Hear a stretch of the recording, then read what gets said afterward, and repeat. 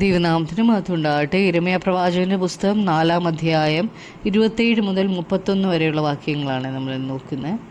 27 മുതൽ 29 വരെ വായിക്കുമ്പം, യഹോവ ഇപ്രകാരം അരുളി ചെയ്യുന്നു, ദേശമൊക്കെയും ശൂന്യമാകും, എങ്കിലും ഞാൻ മുഴുവനായി മുടിച്ചു കളയുകയില്ല. ഇത് നിമിത്തം ഭൂമി വിലപിക്കും, മീതെ ആകാശം കറുത്തുപോകും. ഞാൻ നിർണയിച്ച് അരുളി ചെയ്തിരിക്കുന്നു, ഞാൻ അനുതപിക്കയില്ല, പിന്മാറുകയുമില്ല. കുതിരച്ചേവകരുടെയും വില്ലാളികളുടെയും ആരവം ഹേതുവായി സകല നഗര നിവാസികളും ഓടിപ്പോകുന്നു. അവർ പള്ളക്കാടുകളിൽ ചെന്ന് പാറകളിന്മേൽ കയറുന്നു. സകല നഗരവും ഉപേക്ഷിക്കപ്പെട്ടിരിക്കുന്നു, ആരും അവിടെ പാർക്കുന്നതുമില്ല. ദൈവം ഇസ്രായേലിൻ്റെയും യഹൂദയുടെയും മേൽ വരുത്തുന്ന ന്യായവിധിയെക്കുറിച്ചാണ് ഇവിടെ പറഞ്ഞേക്കുന്നത്. ബാബിലോണ്യർ വന്ന് യഹൂദയെ പിടിച്ചുകൊണ്ട് പോകും, അവരുടെ അടിമകളായിട്ട് അവിടേക്ക് പിടിച്ചുകൊണ്ട് പോകും. അവരുടെ പട്ടണങ്ങളൊക്കെ ആൾപ്പാർപ്പില്ലാതെയാകും.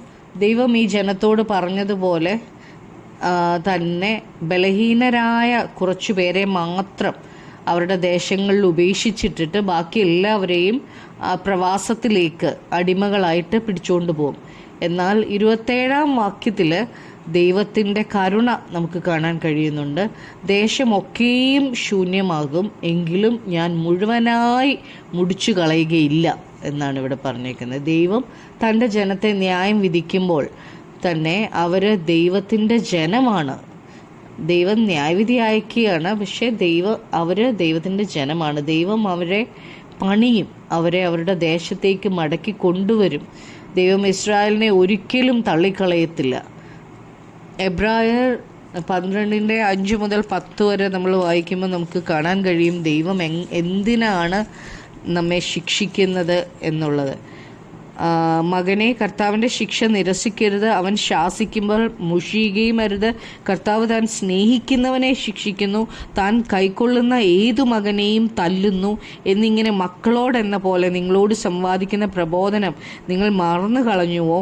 നിങ്ങൾ ബാലശിക്ഷ സഹിച്ചാൽ ദൈവം മക്കളോടെന്ന പോലെ നിങ്ങളോട് പെരുമാറുന്നു. അപ്പൻ ശിക്ഷിക്കാത്ത മകൻ എവിടെയുള്ളൂ? എല്ലാവരും പ്രാപിക്കുന്ന ബാലശിക്ഷ കൂടാതെ ഇരിക്കുന്നു എങ്കിൽ നിങ്ങൾ മക്കളല്ല, കൗലയിടയന്മാർ അത്രേ. നമ്മുടെ ജഡസംബന്ധമായ പിതാക്കന്മാർ നമ്മെ ശിക്ഷിച്ചപ്പോൾ നാം അവരെ വണങ്ങിപ്പോന്നുവല്ലോ. ആത്മാക്കളുടെ പിതാവിന് ഏറ്റവും അധികമായി കീഴടങ്ങി ജീവിക്കേണ്ടതല്ലയോ?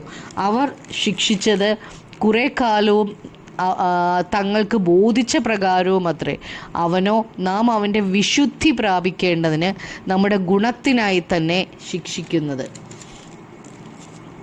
30-ാമത്തെ വാക്യത്തിൽ, ഇങ്ങനെ ശൂന്യമായി പോകുമ്പോൾ നീ എന്ത് ചെയ്യും? നീ രക്താംബരം ധരിച്ചാലും പൊന്നാഭരണം അണിഞ്ഞാലും നിന്റെ കണ്ണിൽ മഷി എഴുതിയാലും വ്യർത്ഥമായി നിനക്ക് സൗന്ദര്യം വരുത്തുന്നു.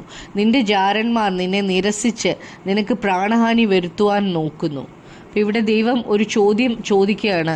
എല്ലാം നശിച്ചു പോകുമ്പോൾ ഈ ജനം എന്ത് ചെയ്യുമെന്നാണ് യിരെമ്യാവിലൂടെ ചോദിക്കുന്നത്. അവർ രക്താംബരം ധരിച്ചും പൊന്നാഭരണം അണിഞ്ഞും കണ്ണിൽ മഷി എഴുതിയും അവരെ ആക്രമിക്കുന്നവരെ സ്വീകരിക്കാൻ ചെല്ലും. അവരെ വശീകരിക്കാൻ കഴിയുമെന്നാണ് യഹൂദ ചിന്തിക്കുന്നത്. എന്നാൽ അങ്ങനെ ഒരിക്കലും നടക്കത്തില്ല.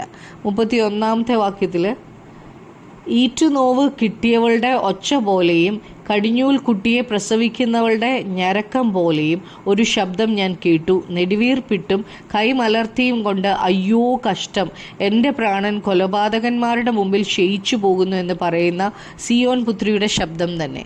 പ്രസവവേദന എടുക്കുന്ന ഒരു സ്ത്രീയെ പോലെ അവർ വേദനിക്കും. യിരെമ്യാ ഇവിടെ പറയുന്നത്, അവർ ചിന്തിക്കുന്നത് അവർ വളരെ ആകർഷകമായിട്ട് അവരെ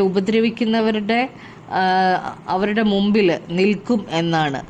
എങ്കിൽ അവർ തെറ്റിപ്പോയി. കൊലപാതകം ചെയ്യാൻ വന്നവരുടെ മുമ്പിൽ പ്രാണനില്ലാതെയായി പോകുന്നവരെ പോലെ ഈ ജനം ഞരങ്ങും എന്നാണ് പറഞ്ഞേക്കുന്നത്. അവർക്ക് ന്യായവിധി ഉണ്ടാകും.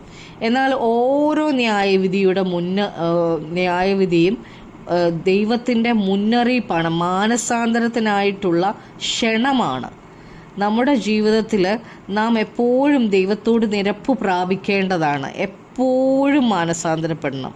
അതാണ് ദൈവം നമ്മളെ കുറിച്ച് ആഗ്രഹിക്കുന്നത്. മാനസാന്തരം അവിശ്വാസികൾക്കുള്ളതല്ല, വിശ്വാസികളാണ് മാനസാന്തരപ്പെടേണ്ടത്.